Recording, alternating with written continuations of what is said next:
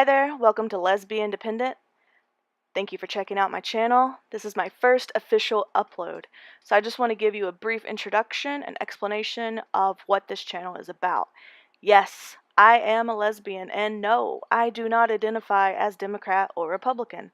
I supported Obama in 2008. I was completely disinterested in the 2012 election, but I was a Trump supporter in 2016. I don't want to spend too much time going into my personal beliefs. Those will inevitably be displayed over time as I continue making videos, but I do want to share some of the motivations for making this channel. First, I find myself in a bit of a minority as I am a female, a lesbian, and a Trump supporter. I also believe in God's Second Amendment rights and welfare reform. I have many other diverse opinions that I'll discuss in greater details later, but I'm saving those for future videos. When I was in college, I viewed the ideas of the Democratic Party more favorably, but that's changed a lot over the last few years. In fact, I would say I had what we now call the hashtag walk away moment. I had that about 5 years ago. I had a lot of issues with the groupthink of the far left, and I often find that the far left tries to bully their beliefs and opinions onto others, and they're not very accepting of diverse opinions and thoughts. In fact, they'll criticize you heavily if you disagree with them, and that's a huge turnoff for me. However, I'm not going to rush over and set up a tent with the Republicans either. They have their issues that they can be a bit extreme on, and what I've learned over the years is when it comes to corruption and bad policies, it doesn't really matter if you're a Democrat or Republican. It happens in both parties. And there's gonna be issues with both. So what you have to do as an American, citizen and voter is try to balance between the two, and support common sense laws and policies that are designed to keep freedoms in minds and not infringe upon others' rights, and just try to keep that American spirit in the sense of everybody here needs to feel safe and secure, and they have the right to life, liberty, and the pursuit of happiness. Like, I totally 100% love that and believe that. Lastly, I want to say thank you for taking the time to view this video and this channel. I hope you will subscribe. I hope you will post comments and questions on the discussion boards. I'm always going to be looking for new ways to improve quality and content. I'll post links and discussion questions in the description box below, and I hope we can engage in some really interesting and thought-provoking conversations. I do have one request. It's only one. I ask that everybody remain civil on the comment board. We can get our points across and our opinions across effectively without insulting one another. So now let's dig into the biggest news story of the week, which is the Peter Strzok testimony.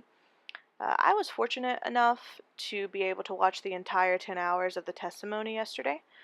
So I wanted to give you my original perspective on the matter, and I have some questions as well that I want to post for discussion, and as I said earlier, I'll post those in the description box below. There are a lot of different takeaways from Strzok's testimony, depending on where you're getting your news from. Some media is praising him as a hero, while others are disgusted with him and think that he's disgraced the FBI. I definitely don't think he's a hero. That's a joke, in my opinion. There are numerous issues with what he's done, and there's a cloud of controversial circumstances surrounding him, and quite frankly, I'm stunned that he still has a job with the FBI. I mean, absolutely stunned. But we'll get into that a little more here in a few moments. I decided to go with this article for my background today. It's from the Washington Times, and it pretty much sums up exactly what I saw yesterday as well. Which is that Peter Strzok smiled and smirked a lot through his entire testimony and repeatedly insisted that his political opinions about Donald Trump had absolutely no bearing on his professional work or his investigations. And that's kind of where I want to start. The main content of this video is to talk about Strzok's attitude and demeanor. I was eager to see him in person. I've heard a lot about him for the last year. So I was pretty curious to see what he was like, see video and audio and hear audio of him. It struck me odd, right? Struck That's funny. It struck me as odd that he was so smug about everything, but he was very smug. He had a kind of a I know better than you type attitude, which I am sure that comes from having such a high up position in the FBI for so many years. I mean, he is definitely in the higher ranks of our government, so I feel like he kind of felt, and oftentimes that he just knew better than anybody else, and he just expected us to take his word for things. Uh, Also of interesting note, he didn't think he was under subpoena, or at least that's what he said, and the FBI personnel, who I believe were lawyers sitting behind him, did not believe he was under subpoena as well.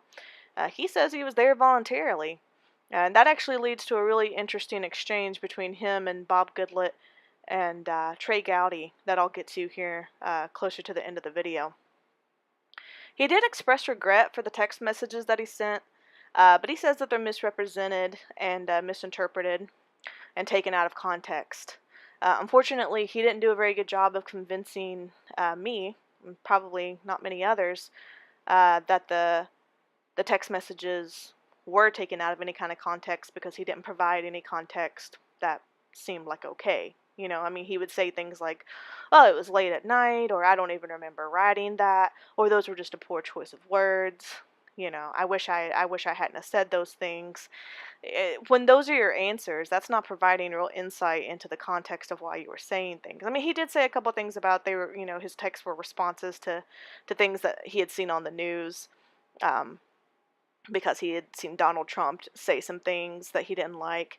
But what can't be stated enough here, and what can't ever just kind of slip through the cracks, is yes, this man is entitled to his personal opinions, and yes, he's going to have some bias. It's inevitable. He's a human. We all have it. But when you're in a position of government, such as Peter Strzok, when you're that high up in the government, your accountability and responsibility of those personal opinions, it's amplified to the highest degree. We got to hold him accountable for that.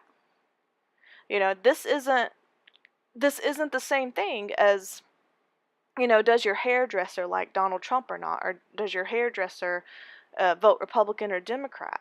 It's not as simple as that. This is somebody who's way high up in the government. He has access to a ridiculous amount of information. He has a lot of power, and now he's leading, one of the most controversial and profound uh, court cases in our lifetimes. You know, he's got to execute extraordinary judgment and character, and that's where I think he failed.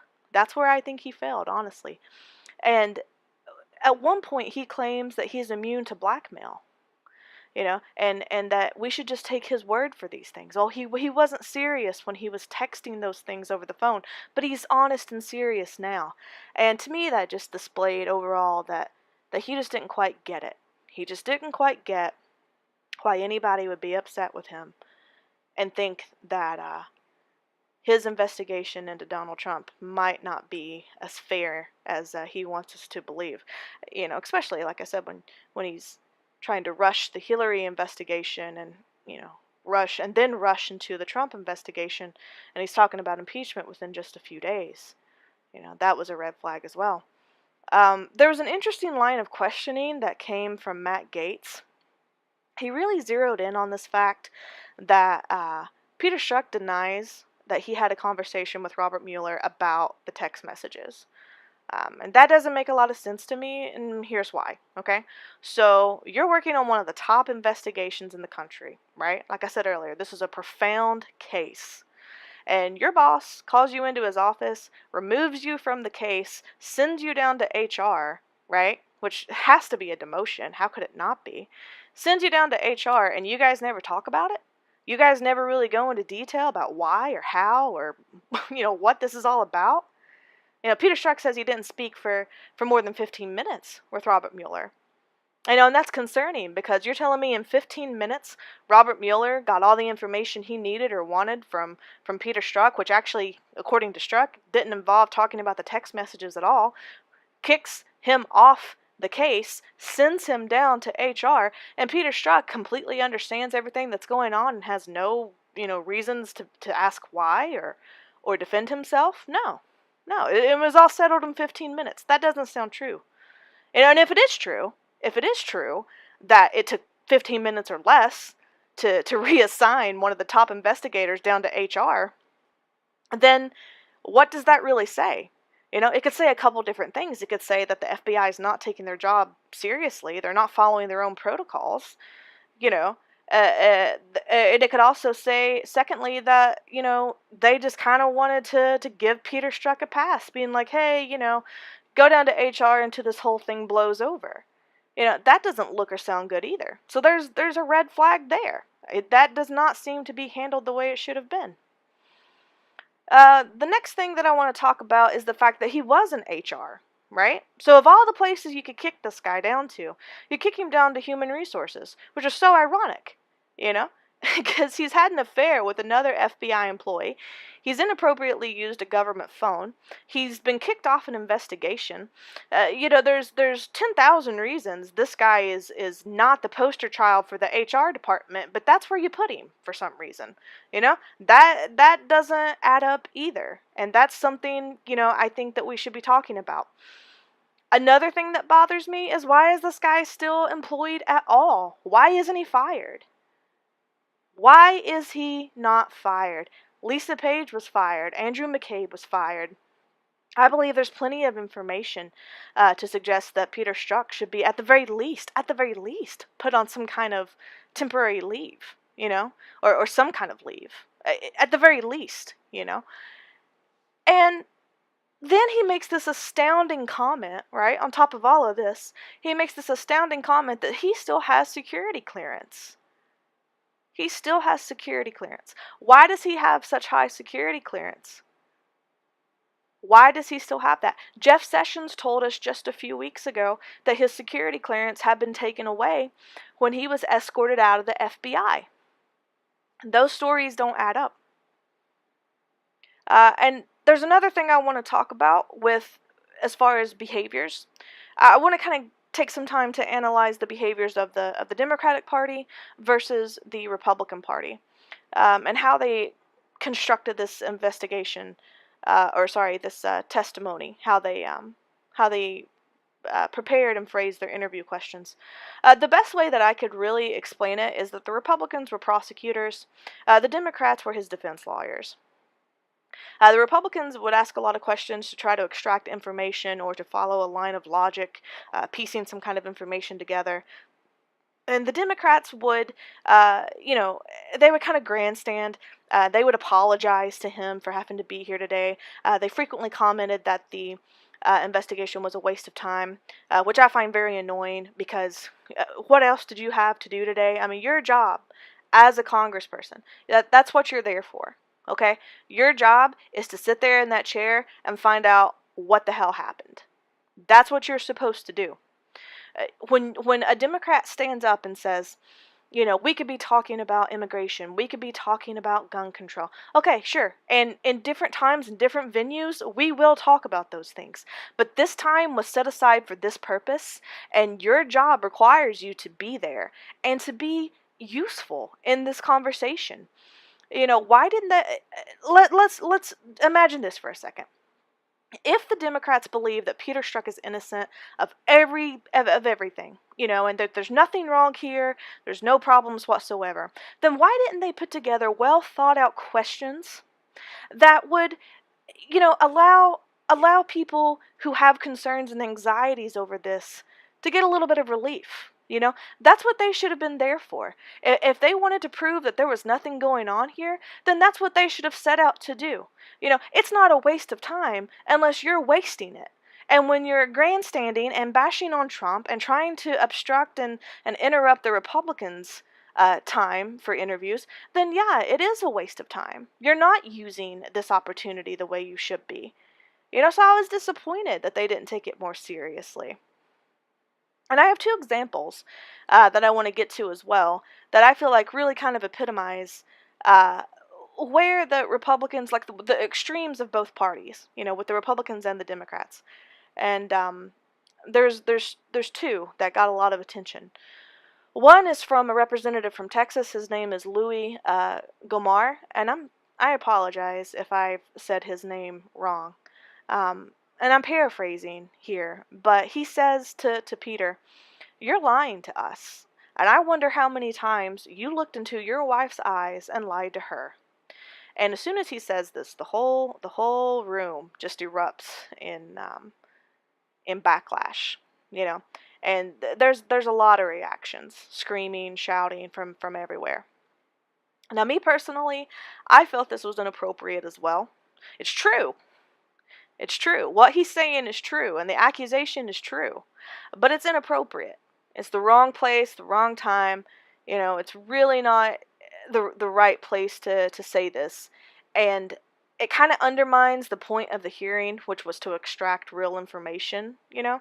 Um, and I know some people liked it, right? Some people took the opposite opinion, and they were like, "Oh, it was great seeing him call out Peter Strzok like that." But here's the thing, like, we've already heard it. We know that he had an affair. We know that he was with Lisa Page.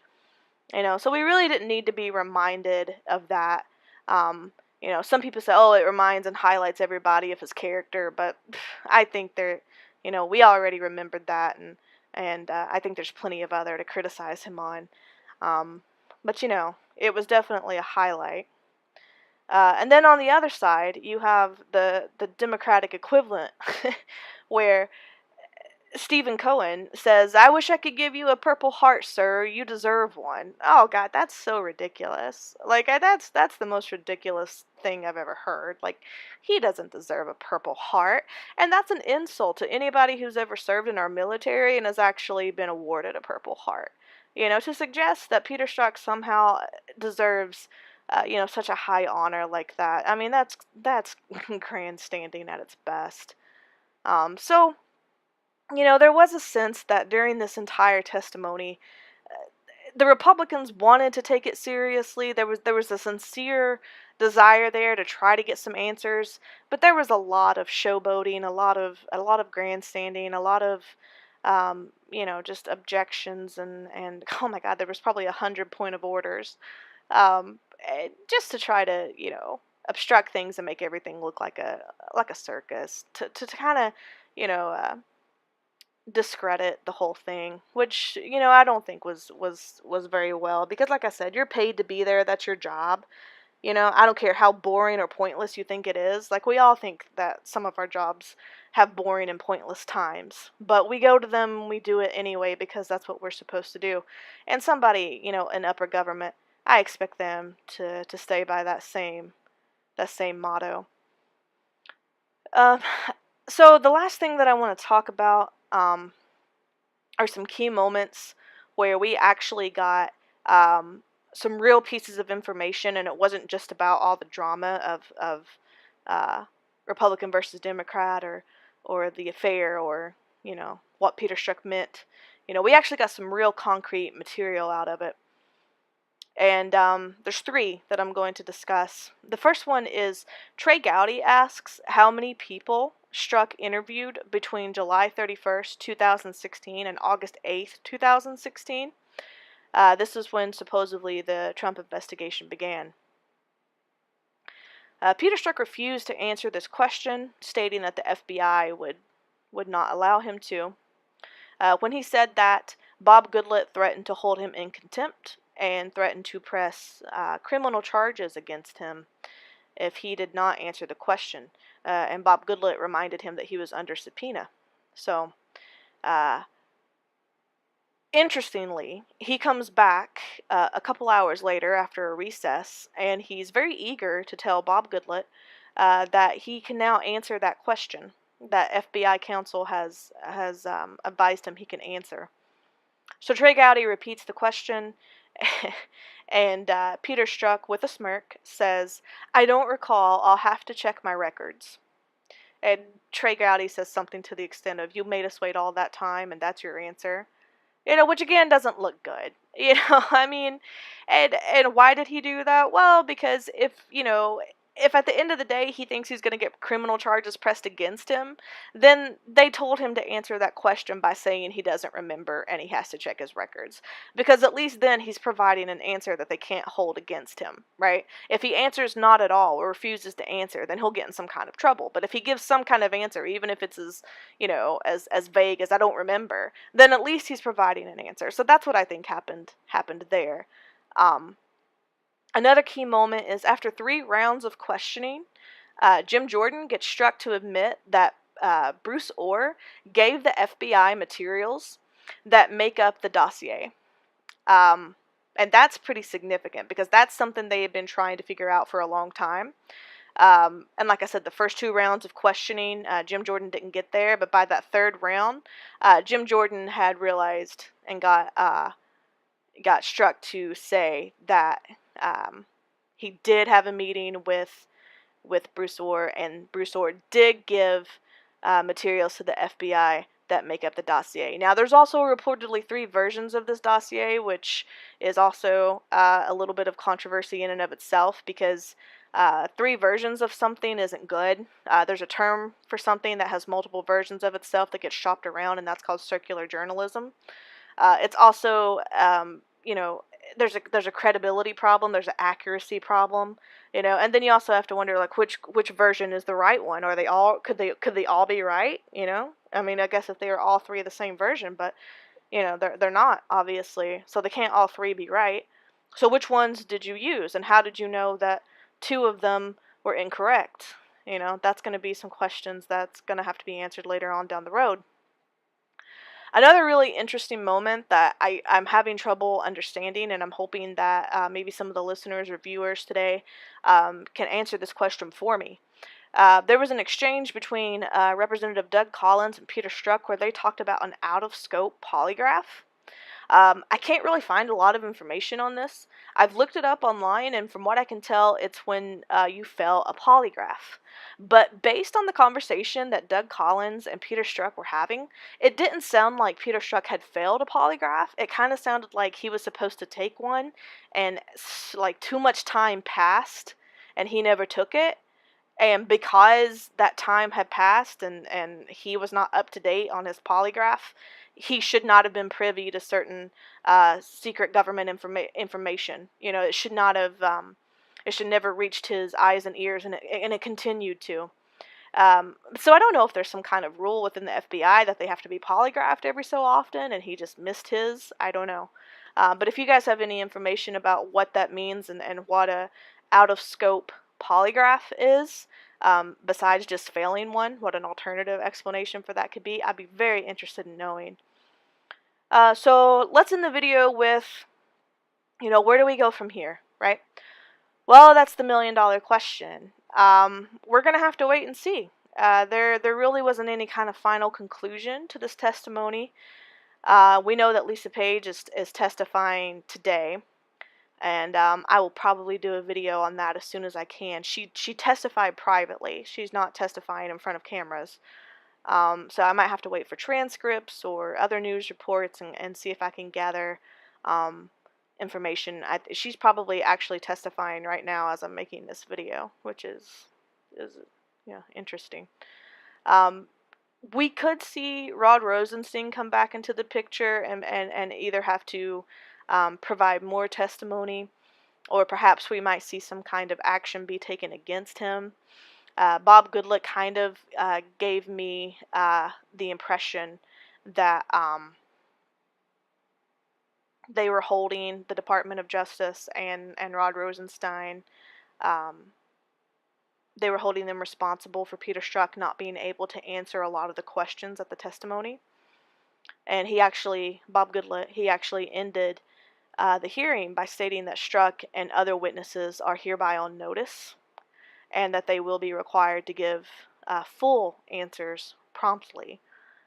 So that kind of left me feeling like, oh, okay, there's more to come. There's either going to be more testimony or some kind of action being taken, which quite frankly, to be perfectly honest with you, I do hope that the Republicans do the right thing. If If there's something fishy with all this, and it certainly looks like there is, then I hope the Republicans don't back down. I hope they have just as much bite as they do bark. Otherwise, they're going to lose the American people's support. You know, that's going to be the really big thing. Is if they don't follow through on this, and if they don't follow this to the fullest extent, right? Then Americans are no longer going to support them, because Americans are going to feel like, oh, that's pointless. Why should I listen to the Republicans? Why should I follow what they're saying? Why should I believe that there's anything to this Peter Strzok story? And even if there is, why should I believe Peter Strzok or anybody over there is ever going to be held accountable? You know? So we really need to see the Republicans and our lawmakers in general, and the people in the top authorities in all positions, regardless of their political party, we need to see them make the right choices and the right decisions, because this has been an issue inside the American consciousness, and it's bothersome, and it needs to be resolved. So the quicker the better. And they need, like I said, they need to see this all the way through, and we need to make sure that we're getting accurate answers, because there's a lot of concerns there. So that's going to be it for me today. I really appreciate if you've made it to this point. Oh my gosh, thank you, right, for listening for so long. This is my first YouTube video. I hope that you enjoyed it. If you found it useful or entertaining or informative, please, subscribe, like it, share it, tell a friend or family member about it. Post your comments and questions below, and thank you so much for your time today.